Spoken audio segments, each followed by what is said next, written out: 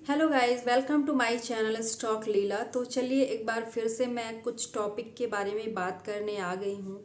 ठीक है, तो जैसा कि आप लोग को पता ही होगा कि जो भी नए ट्रेडर्स हैं, जो भी ट्रेडिंग सीखना चाह रहे हैं, तो स्टार्टिंग में उनको क्या क्या चीज़ें फेस करनी पड़ती है। उनको कुछ चीज़ें पता नहीं होती हैं कि हम स्टार्ट कर रहे हैं तो हम कैसे स्टार्ट करें। शुरू शुरू में क्या चीज़ें हमको जाननी ज़रूरी होती हैं और किस बेस में हम ट्रेडिंग कर सकते हैं। ठीक है, तो वही कुछ मैं टॉपिक लेके आई हूँ कि कोई भी अगर बिगिनर्स आता है, ठीक है, मार्केट में ट्रेडिंग करने के लिए, तो उनको किन किन चीज़ों को जानना बहुत ज़रूरी होता है। तो चलिए, जिन टॉपिक के बारे में मैं बात करने वाली हूँ तो एक एक करके मैं उनको पहले आप लोगों के पास आप लोगों को बता देती हूँ। ठीक है, उसके बाद हम सभी टॉपिक पे डिटेल से डिस्कस करेंगे। ओके। तो आपको ये जो लिस्ट मैंने बनाई है, ठीक है, 15 पॉइंट्स टॉपिक की लिस्ट जो मैंने बनाई है, तो आप लोगों को स्क्रीन में दिख जाएगी। ठीक है, एक बार फिर भी मैं उस टॉपिक को एक बार बोल देती हूँ। तो फर्स्ट अपना टॉपिक होने वाला है होली ग्रेल। सेकंड अपना टॉपिक होने वाला है टाइम फ्रेम। और टाइम फ्रेम के बाद है अपना सपोर्ट, फिर है रेजिस्टेंस। ठीक है, फिर अपना आ जाएगा सपोर्ट एंड रेजिस्टेंस कन्वर्जन। ठीक है, उसके बारे में हम थोड़ा सा जानेंगे डिटेल से।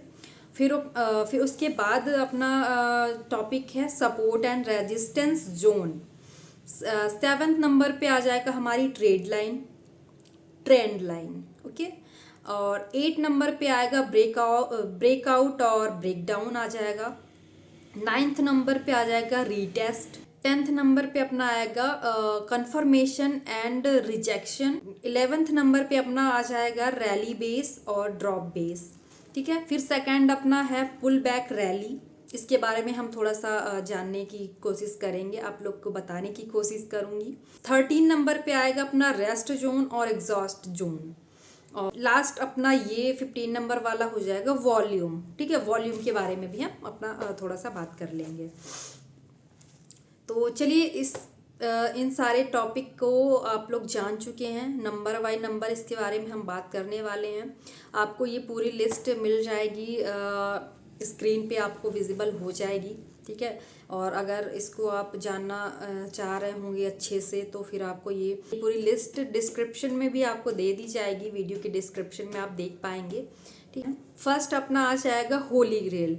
तो आप जो लोग भी बिगिनर्स हैं और या फिर मार्केट पे आए बहुत टाइम हो चुका है आप लोगों को, तो ये थोड़ा सा ये जो होली ग्रेल नाम का एक ये वर्ड है ना, तो थोड़ा कम कम आप लोगों ने सुना होगा। ठीक है, तो चलिए हम यहाँ पे होली ग्रेल के बारे में समझ लेते हैं। ठीक है, तो होली ग्रेल का मतलब एक प्रकार का ऐसा ट्रेडिंग सिस्टम कि जो कभी गलत ना हो, वो 100% सही हो, प्रॉफिटेबल हो और कभी भी स्टॉप लॉस हिट ना हो। ठीक है, पूरे ट्रेड का हमको प्रॉफिट मिले। यह एक काल्पनिक सिस्टम है जिसका कि कोई वजूद ही नहीं है। ट्रेडिंग के लिए टेक्निकल नॉलेज की नीड सिर्फ 10% होती है। बाकी का जो 90% होता है तो वो साइकोलॉजी और कैपिटल होता है, जो कि कंप्यूटर सॉफ्टवेयर का काम नहीं है। तो अगर इंडिकेटर्स की बात की जाए तो ये बिना किसी शक के बेहतरीन है, पर अगर ये 100% सही और एक्यूरेट कॉल देंगे, ये कहना थोड़ा सा मुश्किल हो जाता है। इसीलिए किसी इंडिकेटर्स से इंफॉर्मेशन लें और उस इंफॉर्मेशन को रियल मार्केट में कितना एक्यूरेटली वर्क कर रहा है यह देखें और उसके बाद ट्रेड करें, या फिर खुद का सिस्टम बनाएं और स्ट्रेटजी डेवलप करें। तो ये होता है होली ग्रेल। ठीक है, तो अपना नेक्स्ट टॉपिक क्या होने वाला है, टाइम फ्रेम। ठीक है, तो हम टाइम फ्रेम के बारे में जान लेते हैं। तो जो भी हम एनालिसिस चार्ट पर करने वाले हैं, उसके लिए सबसे जरूरी चीज चार्ट होती है। जनरली हम ट्रेडिंग व्यू और investing.com के चार्टिंग सॉफ्टवेयर के माध्यम से हम चार्ट को देखते हैं, और दुनिया का सबसे प्रसिद्ध चार्टिंग सॉफ्टवेयर ट्रेडिंग व्यू है। ठीक है, जनरली इसमें एक कैंडल एक दिन का ओपन क्लोज हाई लो दिखाएगा। ठीक है, और अगर एक कैंडल एक दिन का ओपन क्लोज हाई लो दिखाता है तो इसको हम डेली टाइम फ्रेम कहते हैं। और अगर आप 15 मिनट का टाइम फ्रेम देखना चाहते हैं तो फिर आपको 15 मिनट का टाइम फ्रेम सेलेक्ट करना पड़ेगा। आपको मैं यहाँ पे स्क्रीन पे चार्ट सेट करके दिखा दूंगी एग्जाम्पल के तौर पे, वहाँ से आप देख लीजिएगा, ठीक है। तो उसमें आप देखेंगे तो एक टाइम फ्रेम का आपको दिखाएगा ऑप्शन, ठीक है। वहाँ से 5 minute, 15 minute, 30 minute, 1 hour, 4 hour, daily time frame, 1 day, weekly, monthly, ठीक है। सारे के सारे आपको टाइम फ्रेम यहाँ पे लिस्ट उसकी मिल जाएगी आपको। वहां से आप कोई भी टाइम फ्रेम सेलेक्ट करके चार्ट को देख सकते हैं। जैसा कि आपको 15 मिनट का टाइम फ्रेम सेलेक्ट करना है तो आप उस टाइम फ्रेम वाले ऑप्शन पे जाएंगे, क्लिक करेंगे, ठीक है। वहां पे आपको सारे के सारे टाइम फ्रेम आपको line by line, step by step list उसकी पूरी मिल जाएगी, ठीक है। तो वहाँ से आप 15 मिनट का टाइम फ्रेम आपको सेलेक्ट करना है, वहाँ से आप 15 मिनट के टाइम फ्रेम में आ जाएंगे। आपका जो चार्ट होगा, ठीक है, आप सामने जो चार्ट देख रहे होंगे वो 15 मिनट पे चेंज हो गया होगा। तो चलिए यहाँ पे हमारा टाइम फ्रेम का टॉपिक खत्म होता है, ठीक है। अभी हम नेक्स्ट टॉपिक पे बात करेंगे। नेक्स्ट टॉपिक होने वाला है सपोर्ट, ठीक है। तो हम सपोर्ट के बारे में बात करने वाले हैं कि सपोर्ट क्या होता है। चार्ट खुला होगा, वहां पे अगर आप सपोर्ट ढूंढने की कोशिश करेंगे तो आप उसको कैसे फाइंड करेंगे। अगर चार्ट में करंट प्राइस के नीचे कैंडल का ओपन, हाई, लो, क्लोज, ठीक है, इनमें से कोई एक पॉइंट किसी कीमत को 3 बार छूकर लौटती है और उस कीमत के नीचे नहीं जाती तो उसको हम सपोर्ट कहते हैं। तो चलिए यहाँ पे हम एक टाइम फ्रेम सेलेक्ट कर लेते हैं और हम सपोर्ट को देखने की और जानने की कोशिश करते हैं, ठीक है। हम थोड़ा सा अच्छे से यहाँ पे समझने की कोशिश करेंगे कि सपोर्ट हम कैसे फाइंड कर सकते हैं। तो चलिए, जैसा कि आपके सामने हम चार्ट पे थोड़ा सा हम एग्जाम्पल आपको एग्जाम्पल के तौर पे हम आपको चार्ट पे दिखाएंगे, ठीक है, कि कैसे हम इसमें फाइंड करेंगे सपोर्ट को। तो यहाँ पे टाइम फ्रेम सेलेक्ट कर लिया है। तो यहाँ पे हम चार्ट पे देख रहे हैं, ठीक है, हमने यहाँ पे एक टाइम फ्रेम सेलेक्ट कर लिया है। आप कोई भी टाइम फ्रेम सेलेक्ट करके एग्जाम्पल के तौर पे देख सकते हैं, ठीक है। अब यहाँ पे हम क्या देखेंगे, यहाँ पे हमने मंथली टाइम फ्रेम में टाइम फ्रेम को सेलेक्ट किया है, ठीक है। अब 3 महीने का चार्ट हम यहाँ पे देखेंगे, पिछले 3 महीने का चार्ट हम देखेंगे तो शेयर की कीमत जब भी गिरती है तो वो 100 तक जाती है, ठीक है। कहाँ तक जाती है? 100 तक। और वहीं से जो हमने जहाँ तक कीमत गिरी थी, 100 तक गई थी, वहीं से फिर से बढ़ना शुरू करती है। इसी तरह अगर शेयर की कीमत 100 तक जाकर वापस लौट चुकी है तो इस 100 रुपए के लेवल को सपोर्ट कहा जाएगा। जब तक 100 के ऊपर मार्केट है तब तक सपोर्ट है, 100 के ऊपर ही माना जाएगा, ठीक है, जब तक कि ये लेवल 100 के ऊपर है। तो अभी हम सपोर्ट की बात कर रहे थे, ठीक है। इसके पहले के जो भी टॉपिक थे उस पे हमने बात की। तो उम्मीद करती हूँ आप लोगों को यहाँ तक का समझ में आया होगा। एक बार आप लोग लाइक कर लीजिए और चैनल को सब्सक्राइब कर दीजिए, ठीक है, ताकि ऐसे ही आप लोग के सामने वीडियो आते रहें और आप लोग को हेल्प मिलती रहे। तो चलिए आते हैं हम लोग नेक्स्ट टॉपिक पे, जो कि हमारा होने वाला है रेजिस्टेंस। रेजिस्टेंस क्या होता है हम उसके बारे में जान लेते हैं, ठीक है। तो चार्ट पर करंट प्राइस के ऊपरी लेवल पर रुकावट हो और प्राइस कम से कम 3 बार, ठीक है, 3 बार उस लेवल पे जाने का ट्राई करे, ठीक है, उसके ऊपर जाने का ट्राई करे जो लेवल उसके पहले भी आ चुका है। तो ऐसा 3 बार होना चाहिए, ठीक है, कम से कम 3 बार उस लेवल के ऊपर जाने का ट्राई करे और फेल हो जाए तो हम इसको कहते हैं रेजिस्टेंस। किसी भी लेवल को सपोर्ट और रेजिस्टेंस कहने के लिए करंट प्राइस का देखना बहुत ज़रूरी होता है। तो चलिए आइए हम समझते हैं चार्ट पे आके थोड़ा, ठीक है, इसको समझने की कोशिश करते हैं कि अगर कीमत सपोर्ट के नीचे चली जाए या रेजिस्टेंस के ऊपर चली जाए तो किस लेवल को कब सपोर्ट कहेंगे और कब रेजिस्टेंस कहेंगे। तो जब सपोर्ट टूट जाता है तो उसको रेजिस्टेंस मानेंगे और अगर रेजिस्टेंस टूटे तो वो सपोर्ट बन जाता है। ठीक है, तो आप यहाँ तक समझ गए होंगे। सपोर्ट और रेजिस्टेंस आप लोगों को समझ में आया होगा। ठीक है, तो चलिए हम अब आते हैं नेक्स्ट टॉपिक पे। तो हमारा नेक्स्ट टॉपिक क्या होने वाला है, सपोर्ट और रेजिस्टेंस कन्वर्जन, मतलब कि दोनों चीज़ों का एक कन्वर्ट करके इस चीज़ को बताया गया है। ठीक है, तो चलिए इसको भी हम जान लेते हैं एक बार। अगर चार्ट पर आपने एक सपोर्ट लाइन लगाई है तो ये सपोर्ट लाइन तभी तक है जब तक कीमत इस लाइन के ऊपर है। जैसे ही कीमत इस लाइन के नीचे आ जाएगी तो यही लाइन रेजिस्टेंस बन जाएगी। ठीक है, यानी कि करंट प्राइस लाइन के ऊपर हो तो लाइन सपोर्ट होती है, और जब करंट प्राइस लाइन के नीचे हो तो वह लाइन रेजिस्टेंस हो जाती है। यहाँ पे आप एग्जाम्पल देख पा रहे होंगे। ठीक है, तो आप इससे समझ सकते हैं। तो चलिए हम आ जाते हैं अपने नेक्स्ट टॉपिक पे। नेक्स्ट टॉपिक होने वाला है सपोर्ट रेजिस्टेंस जोन। ठीक है, अब ये सपोर्ट रेजिस्टेंस जोन क्या है, तो चलिए हम इसको डिटेल से जानने की कोशिश करते हैं। रेजिस्टेंस लाइन पर जिस कैंडल का हाई रेजिस्टेंस लाइन के ऊपर गया हो, उस लाइन से लेके कैंडल के हाई से लेकर लो तक एक बॉक्स बनता है। ठीक है, आपको एक बॉक्स एक रेंज आपको देखने को मिल जाएगी यहाँ पे। ठीक है, आपको एग्जांपल मैं साइड में लगा दूंगी, कुछ पिक्चर या वीडियो में आपको दिखा दिया जाएगा। तो उस कैंडल के हाई से लेकर लो तक एक हमारा जो लेवल बनता है, एक बॉक्स बनता है, और क्या बोल सकते हैं, एक रेंज बनती है। इसे हम रेजिस्टेंस जोन कहते हैं, क्योंकि एक जोन हमने क्रिएट किया है। ठीक है, उसके अंदर मार्केट चल रहा है, वो एक रेजिस्टेंस जोन हो गया है। इसी तरह अगर सपोर्ट की बात की जाए तो इसके जस्ट अपोजिट होने वाला है।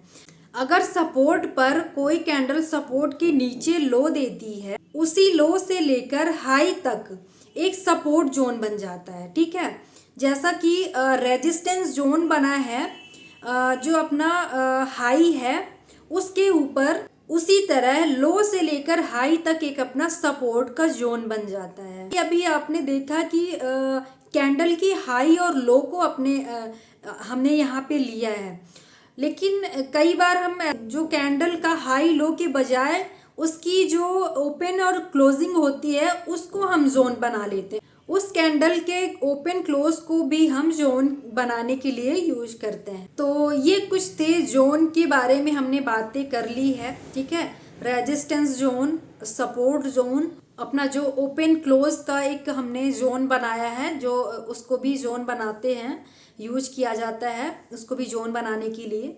तो एक हमारा वो जोन हो गया है। तो चलिए हम अभी नेक्स्ट टॉपिक पे अपने बात कर लेते हैं। नेक्स्ट टॉपिक है ट्रेंड लाइन। ठीक है, तो आइए हम जानने की कोशिश करते हैं ट्रेंड लाइन के बारे में। मार्केट में पिछले कुछ टाइम से, और अगर देखा जाए तो करंट टाइम पे जो तेजी चल रही है या मंदी चल रही है, इसको देखने के लिए हम ट्रेंड लाइन का यूज करते हैं। इस चीज़ को देखने के लिए हम ट्रेंड लाइन को चार्ट पर लगाते हैं, जिससे हमें इस चीज़ का पता चल पाता है कि कब तेजी चल रही है और कब मंदी चल रही है। ट्रेंड लाइन अगर देखेंगे तो वो 2 टाइप से होते हैं। फर्स्ट अपना हो जाता है अप ट्रेंड, और सेकंड अपना हो जाता है डाउन ट्रेंड। ठीक है, ये 2 ही टाइप के ट्रेंड होते हैं। फर्स्ट अपना हो जाता है अप ट्रेंड और सेकंड अपना हो जाता है डाउन ट्रेंड। तो मार्केट में देखा जाए तो आपको 3 तरह का स्ट्रक्चर देखने को मिलेगा, उसके अलावा कोई स्ट्रक्चर है ही नहीं। ठीक है, तो फर्स्ट अपना क्या हो जाता है अप ट्रेंड, सेकंड अपना क्या हो जाता है उसका अपोजिट डाउन ट्रेंड, और थर्ड अपना क्या होता है जो मार्केट साइडवेज होता है। आप अगर कहीं भी देखेंगे चार्ट पर तो आपको ये 3 स्ट्रक्चर ही देखने को मिलेंगे। कहीं मार्केट अप जा रहा होता है, कहीं मार्केट डाउन जा रहा होता है, कहीं मार्केट साइडवेज हो जाता है। तो जैसा कि ट्रेंड लाइन के बारे में बात कर रहे थे, तो फर्स्ट अपना हो जाएगा अप ट्रेंड और सेकंड अपना हो जाएगा डाउन ट्रेंड। ट्रेंड लाइन हमेशा अप ट्रेंड में नीचे से लगाई जाती है और डाउन ट्रेंड में ऊपर से लगाई जाती है। ठीक है, ये 2 तरह के टाइप हो गया। चलिए एक बार फिर से मैं इस चीज़ को रिपीट कर देती हूँ। अप ट्रेंड में हम नीचे से अपनी ट्रेंड लाइन को लगाएंगे और डाउन ट्रेंड में अगर डाउन ट्रेंड में हमको लगाना है ट्रेंड लाइन को, तो हम इसको ऊपर से लगाएंगे, ठीक है। जैसा कि हमने यहाँ पे ट्रेंड लाइन लगा दी है, ठीक है, अप ट्रेंड हो या डाउन ट्रेंड हो, हमने ट्रेंड लाइन लगा दी है। अब ये वैलिड कब होगी? जब कैंडल का हाई, लो, ओपन, क्लोज में से कोई भी 3 पॉइंट उस ट्रेंड लाइन को छू रहे हों। नहीं तो अगर ये 3 पॉइंट हमें नहीं मिलते हैं तो ये ट्रेंड लाइन वर्क नहीं करेगी। यहाँ पे आप लोग ट्रेंड लाइन को भी समझ चुके होंगे, ठीक है। चलिए हम आगे चलते हैं और आगे हमारा टॉपिक होने वाला है ब्रेकआउट और ब्रेक डाउन। ब्रेकआउट और ब्रेक डाउन, ओके। तो आ जाते हैं ब्रेक डाउन और ब्रेकआउट में। तो चलिए हम ब्रेकआउट और ब्रेक डाउन को भी एक बार समझ लेते हैं। जब मार्केट में हम तेजी और मंदी को देखते हैं, हमको मार्केट में तेजी और मंदी समझ में आती है, ठीक है, कि कब मार्केट में तेजी आ रही है, कब मार्केट स्लो चल रहा है, ठीक है, धीमी गति से चल रहा है। ये सारी चीजें हमको जब समझ में आती है तो सपोर्ट और रेजिस्टेंस करंट ट्रेड के लिए, ठीक है, उस टाइम पे जो हमारा ट्रेड बन रहा होता है उसके लिए रुकावट बनते हैं। यानी कि तेजी में बाइंग प्रेशर और मंदी में सेलिंग प्रेशर हो तो सपोर्ट और रेजिस्टेंस को तोड़कर मार्केट अपना ट्रेड जारी रखता है। तो इसी पूरी प्रक्रिया को हम ब्रेकआउट या ब्रेक डाउन कहते हैं, ठीक है। अगर रेजिस्टेंस ब्रेक कर रहा है तो फिर जैसा कि मार्केट यहाँ पे रेजिस्टेंस ब्रेक करेगा और अप साइड मूव देगा, तो यहाँ पे हम इसको ब्रेकआउट बोलेंगे। और अगर इसका अपोजिट अगर सपोर्ट ब्रेक कर रहा है, ठीक है, मार्केट डाउन आ रहा है, तो हम उसको ब्रेक डाउन बोलेंगे। ये होते हैं हमारे ब्रेकआउट और ब्रेक डाउन। हमारा नेक्स्ट टॉपिक होने वाला है रीटेस्ट। अगर आप ट्रेडिंग के बारे में, स्टॉक मार्केट के बारे में जानते होंगे तो ये चीज़ भी आप जानते ही होंगे कि रीटेस्ट वर्ड एक होता है, ठीक है, उस पे हम चर्चा करने वाले हैं। चलिए हम रीटेस्ट जान लेते हैं कि रीटेस्ट क्या होता है और कैसे होता है। जैसा कि इसके पहले अभी हमने बात की ब्रेकआउट और ब्रेक डाउन के बारे में, ठीक है। तो चलिए यहाँ पे हम ब्रेकआउट और ब्रेक डाउन में से किसी एक चीज़ का एग्जांपल ले लेते हैं। यहाँ पे हम ले लेते हैं ब्रेकआउट को। जैसा कि आप मान लीजिए कि ब्रेकआउट हुआ है मार्केट, तो ब्रेकआउट होने के बाद जैसा कि यहाँ पे मार्केट ने रेजिस्टेंस ब्रेक करके मतलब मार्केट ऊपर साइड गया है, ठीक है, और लेवल टूटने के बाद जब मार्केट ऊपर गया और उसके बाद फिर से दोबारा उसी पॉइंट पे आ गया जहां से मार्केट ब्रेक करके गया था, जहां से हमारा ब्रेकआउट हुआ था, जो हमारा ब्रेकआउट लेवल है, मार्केट फिर से वहीं पे आ रहा है। तो इस चीज को हम कहते हैं रीटेस्ट। ये हम यहाँ पे एक एग्जांपल ले लेते हैं। जैसा कि यहाँ पे एक शेयर का ब्रेकआउट हुआ है, ठीक है, किसी शेयर का ब्रेकआउट हुआ, उस शेयर की कीमत क्या थी? 100 रुपए थी। अब उस शेयर की कीमत का ब्रेकआउट हुआ तो मार्केट ऊपर गया। कितना ऊपर गया? मान लीजिए कि जैसे कि 100 पे था तो वो 105 गया है।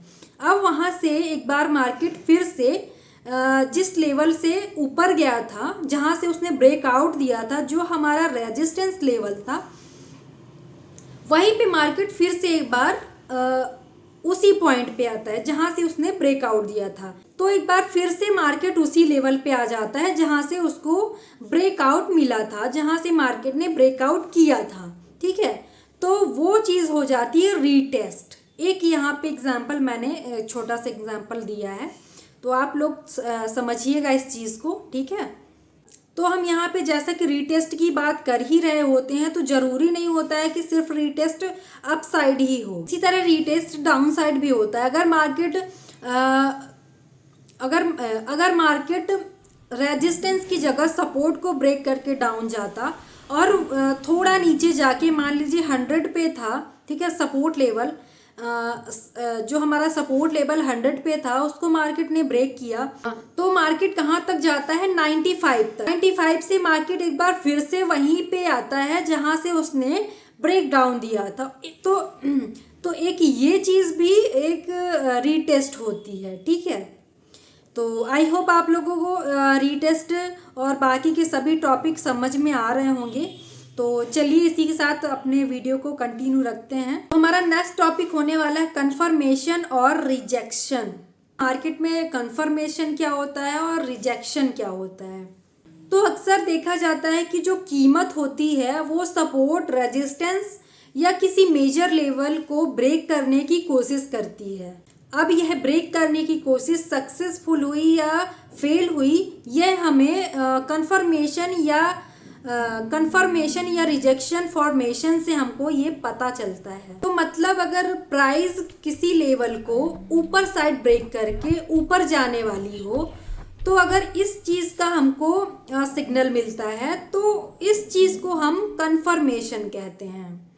और रिजेक्शन किसको कहते हैं, तो जब प्राइस किसी लेवल को ब्रेक करके ऊपर जाती है, ठीक है, और वहाँ पे सस्टेन नहीं कर पाती है, ठीक है, ज़्यादा देर वहाँ पे रुक नहीं पाती है, टिक नहीं पाती है, और वहीं से मार्केट रिटर्न आ जाता है। ये होता है रिजेक्शन, कि यहाँ से मार्केट ने इसको रिजेक्ट किया है।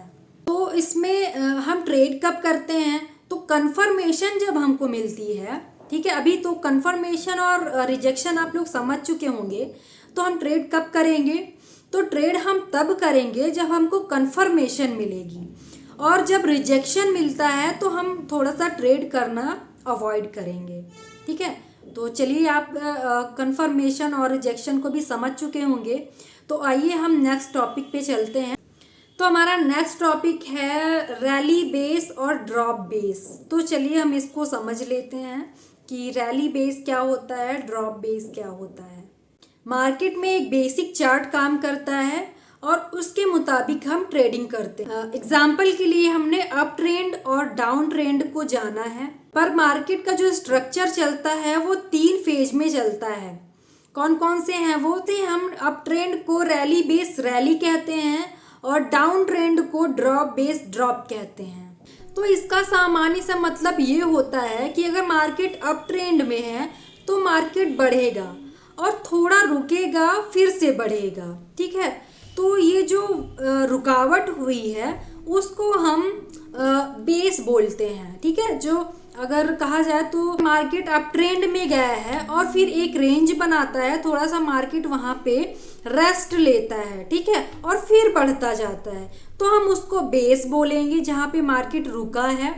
और जो कंटिन्यू मार्केट अप ट्रेंड में गया है उसको हम एक रैली कहते हैं। जब मार्केट चलता रहता है एक ट्रेंड में तो हम उसको रैली कहते हैं, और अगर मार्केट रुक जाता है और थोड़ी हमको उसमें गिरावट देखने को मिलती है तो एक बेस कहलाता है, ठीक है। उसके बाद मार्केट फिर से उसी ट्रेंड में आ जाता है तो उस चीज़ को हम रैली कहते हैं, और जो रुका हुआ और थोड़ी गिरावट होती है मार्केट में उसको हम बेस कहते हैं। और इस स्ट्रक्चर को समझना जरूरी होता है। स्ट्रक्चर को समझना क्यों जरूरी होता है, क्योंकि जब मार्केट बढ़े या गिर रहा होता है तो उस ट्रेंड को हम बढ़ने नहीं देते हैं, बीच में ही एग्जिट कर देते हैं। किसी भी ट्रेड का पूरा बेनिफिट उठाने के लिए हमको रिवर्स होने तक रुकना चाहिए, और रैली बेस्ड ड्रॉप हमको ऐसा रिवर्सल दिखाता है जिसमें मार्केट हाई लेवल पर कुछ समय के लिए कंसोलिडेट करता है।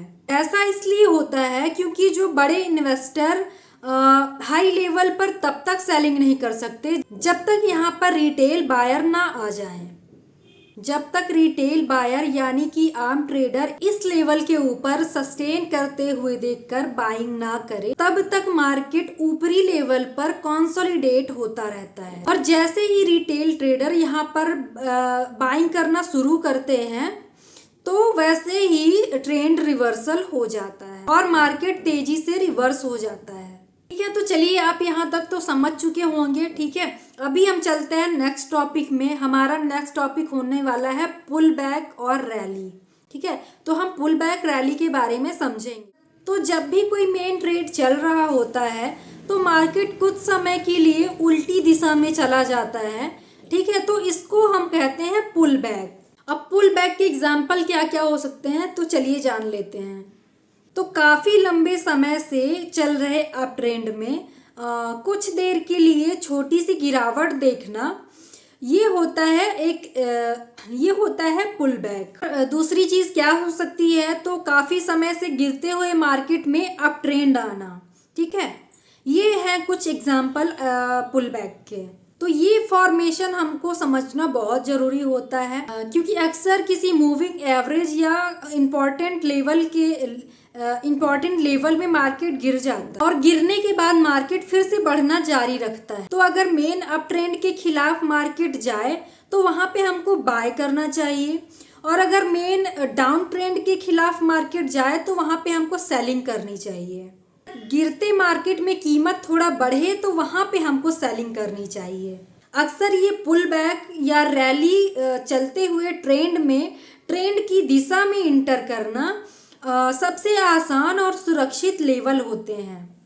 तो चलिए, आप लोग यहाँ तक तो समझ ही गए होंगे, तो हम अपने नेक्स्ट टॉपिक पे चलते हैं। ठीक है, तो हमारा नेक्स्ट टॉपिक क्या होने वाला है? Rest zone, exhaust zone. अगर रेस्ट जोन की बात की जाए, एग्जॉस्ट जोन की बात की जाए, यहाँ पे जो ट्रेडर होते हैं तो कभी कभी न्यूज का इंतजार करते हैं। तो न्यूज का इंतजार करते हुए या किसी वजह से वो ट्रेड नहीं करते हैं, और कभी कभी ऐसा होता है कि वो कम समय में बहुत ज़्यादा ट्रेडिंग कर लेते हैं। तो यहाँ पे हम ये कह सकते हैं कि जहाँ पे बिल्कुल भी ट्रेडिंग नहीं होती है उसको हम रेस्ट जोन कहते हैं, और जहाँ पे बहुत ज़्यादा ट्रेडिंग हो जाती है उसको हम एग्जॉस्ट जोन कहते हैं। तो ये हमारे रेस्ट जोन, एग्जॉस्ट जोन दोनों हो गए हैं। अभी हम चलते हैं अपने नेक्स्ट टॉपिक में, जो कि हमारा लास्ट टॉपिक होने वाला है। टॉपिक क्या होने वाला है? वॉल्यूम। ठीक है, हम यहाँ पे वॉल्यूम के बारे में बात करें तो यह एक सेपरेट विंडो इंडिकेटर होता है। अगर आप चाहें तो इसको चार्ट में ओवरले के तौर पे इसको यूज कर सकते हैं। वॉल्यूम जो होता है वो मार्केट में चार्ट के बारे में इम्पोर्टेंट जानकारी हमको दिलाता है, खास करके स्टॉक में हो रही असमान व्यापारिक गतिविधियों और अलग टाइम फ्रेम में अलग अलग संकेत देना। यह सारी चीजें वॉल्यूम की खासियत मानी जाती हैं। ठीक है, जैसे कि daily chart, weekly chart, monthly chart पर वॉल्यूम द्वारा दिए गए संकेत जो होते हैं हमें निवेशकों के व्यापार का तरीका हमको बता सकते हैं। ये इस चीज से, ठीक है, ये जो हमारा वॉल्यूम है इससे हमें ये सारी चीजों का पता लग पाता है। संकेत पाने के आसान तरीके हैं जिससे आप इजीली जान पाएंगे कि शेयर में क्या चल रहा है। जैसा कि ट्रेंड ऊपर जा रहा है और वॉल्यूम कम हो रहा है। ठीक है, तो यहाँ पे ट्रेंड का कमजोर होना कहा जा सकता है। जैसा कि अगर ट्रेंड ऊपर जा रहा है और वॉल्यूम कम हो रहा है तो एक ये ट्रेंड के कमजोर होने का संकेत है। ठीक है, अब ट्रेंड का कमजोर होने का संकेत देता है। और अगर ट्रेंड नीचे आ रहा है और वॉल्यूम और ज़्यादा कम होते जा रहे हैं तो फिर ये डाउन ट्रेंड के कमजोर होने का संकेत दे रहा है। ट्रेंड को आगे बढ़ते रहने के लिए वॉल्यूम की ज़रूरत होती है। अगर वॉल्यूम ट्रेंड की दिशा में आगे ना बढ़े तो फिर ये ट्रेंड का कमज़ोर होना प्रदर्शित करता है और वहाँ से ये ट्रेंड रिवर्स भी हो सकता है। चार्ट का बढ़ना और वॉल्यूम का कम होना इसे ट्रेंड में कमजोरी आना कहते हैं। और अगर ट्रेंड नीचे आ रहा है, वॉल्यूम भी बढ़ता जा रहा है, ठीक है, ट्रेंड नीचे आ रहा है और वॉल्यूम जो है तो वो बढ़ता ही जा रहा है, तो यह करेंटली ट्रेड को और मजबूत कर देता है, मतलब कि गिरावट और बढ़ जाएगी। दूसरी चीज़, अगर ट्रेंड बढ़ता जा रहा है और वॉल्यूम भी बढ़ता ही जा रहा है तो करंट ट्रेड भी मजबूत होता जाएगा और इसका मतलब ये है कि तेजी भी बढ़ती जाएगी। और जैसा कि अगर गिरावट होती है और तब भी वॉल्यूम बढ़ता है तो फिर ये डाउन साइड के लिए भी अच्छा होता है, इससे डाउन ट्रेंड को ताकत मिलती है। तो ये होता है वॉल्यूम। ठीक है, वॉल्यूम किस तरह वर्क करता है और किन चीज़ों को प्रदर्शित कर रहा है, किन चीज़ों को हमको बताने की कोशिश कर रहा है, ये सारी चीज़ें हम समझ चुके हैं। ठीक है, तो चलिए हम अपने वीडियो का एंड करते हैं। अगर वीडियो आप लोगों को अच्छी लगी हो तो आप लोग लाइक करिएगा, सब्सक्राइब करिएगा चैनल को और लोगों के साथ शेयर भी करिएगा। ठीक है, तो चलिए हम फिर से मिलते हैं एक नए टॉपिक के साथ। तब तक के लिए धन्यवाद।